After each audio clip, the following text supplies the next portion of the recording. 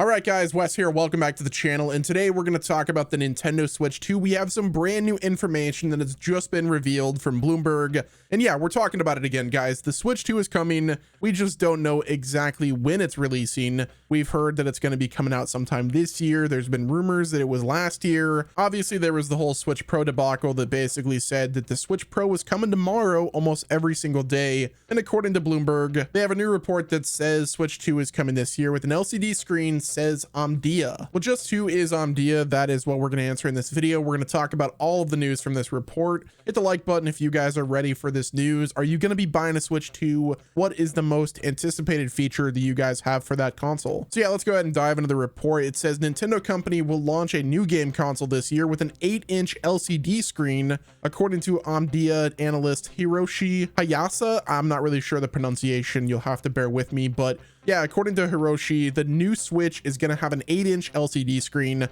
so no more OLED. We kind of knew that was going to happen. But yeah, so Switch 2, 8 inches. It's going to be the same size in terms of the screen as the new PlayStation Portal. But unlike the PlayStation Portal, the new Nintendo Switch 2 will likely not have that 8-inch screen that has a DualSense controller that's smashing into it. However, I do think a Nintendo Switch Pro controller that's like mashed into an 8-inch screen would actually be pretty cool. I would personally be fine with that because I love my PlayStation Portal. And I just like how the Nintendo Switch Pro controller fits in my hands. Maybe there'll be an option like some of the accessories out there for the Switch that increases the size of the controllers. But my guess and what will likely be the reality is there will be Switch Joy-Cons on the outside of the new LCD screen. Now, one curious part is this is going to be an 8-inch screen and it's going to be LCD. We'll talk more about the actual display in just a bit. First, let's continue on the article. Now, according to Bloomberg, they said the new device from the Kyoto-based games maker will be responsible for a doubling in shipments of so-called amusement displays in 2024. Hayase said in Tokyo on Friday. They continued on by saying his research focuses on a small and medium displays, and he bases his annual forecasts on checks with companies in the supply chain. They continue by saying Nintendo's 7-year-old Switch has sold over 132 million units and is approaching the end of its life cycle. The company has been tight-lipped about any potential successor, but expectations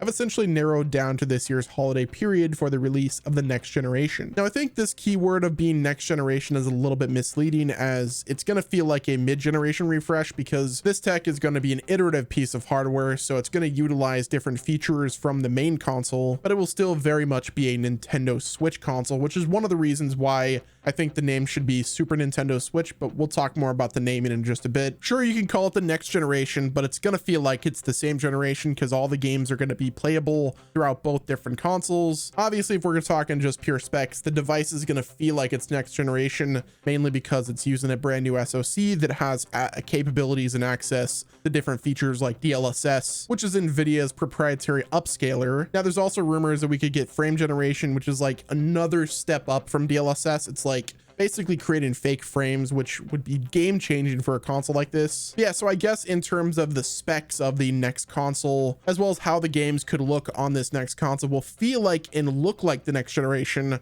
However, if you own games on your current Nintendo Switch, you'll be able to play those on the new generation. And I still believe they're going to be developing their new games and their upcoming games for the Nintendo Switch base model as well. Jumping back into the article, they said the Osaka-based Sharp Corp last year said it was supplying LCD panels and working closely with the maker of an upcoming console that was then at the R&D stage. Sharp, which is owned by Foxconn Technology Group, has worked with Nintendo in the past and served as a Switch assembler during the pandemic. Now, Bloomberg, of course, reached out to Nintendo for a response. The Nintendo spokesperson said that the company had nothing to comment on. So yeah, while some of this is speculation on Bloomberg's part, a lot of it is reporting from the Omdia company, who has spoke with different people from the supply chain. These are different companies, obviously, not just like one person. They're not going like, hey, supply chain man, when are we getting Switch 2? And then they're like, it's coming out tomorrow, and we're like, okay, well, it's coming out tomorrow then, pog. But obviously there's not somebody named supply chain man. It's not going to be coming out tomorrow, but we do know that it's been in development for quite some time. The Bloomberg report continues on by saying competition in the console space has been intensified with the growth of the Sony Corp's PlayStation 5, which was last year's best-selling console in the US in both units sold and revenue, according to Circana. An expansion of Microsoft Corp's subscription-based Xbox game service. New editions of the Xbox consoles are likely to debut as well this year, as the Microsoft planning document was revealed last year in a big leak from that nightmarish FTC trial. Now, the article then goes on to say the introduction of a better hardware platform with improved graphics, storage, and other capabilities would help reinvigorate Nintendo's appeal and raise the ceiling on the quality of games it can produce. Last year's Legend of Zelda Tears of the Kingdom was celebrated as a technical marvel by the company for squeezing every last drop of performance from an aged console, making a hardware upgrade essential to improve game quality, which according to previous rumors, Nintendo has been showing a demo off of Breath of the Wild with 4K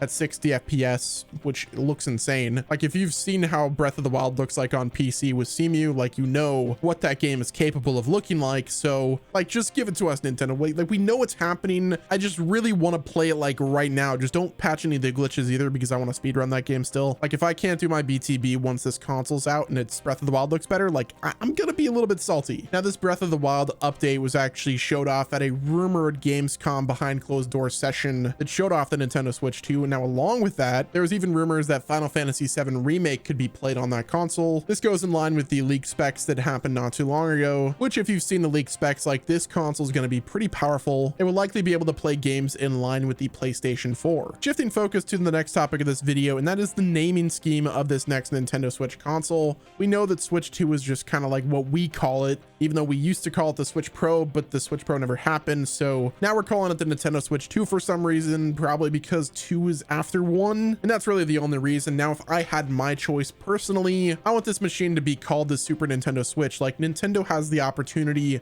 to just have a slam dunk in terms of naming. Look at the SNES, the Super Nintendo Entertainment System. We've got the Nintendo Switch. We've got the Super Nintendo Switch. Like, it just makes sense. The name SNS sounds amazing. Like, the branding, the marketing is there. The history is there. So I'm personally on team SNS. I know a lot of people are still on team Switch Pro. There's even some that are like the Nintendo Switch U, and there's even some that are like the Nintendo Switch Up. I've even seen some that are like, let's call it the Nintendo Switch Wii. Switch, those people, if you want the name to be Nintendo Switch U or Nintendo Switch Wii, please just stop. No, we don't want it to be that name. Don't give them ideas. The console should simply be called the Super Nintendo Switch. End of story, period. Now let's talk about the next topic, and that is, are you on team 2024 or 2025? Now, for me personally, I was really convinced whenever we got the Switch OLED that was going to be the Switch Pro. It ended up not being the case, and ever since then, I kind of expected this console to either release in 2024 or release in 2025. I think the reality is we are very close to the reveal. Like, we are probably less than 4 to 5 months away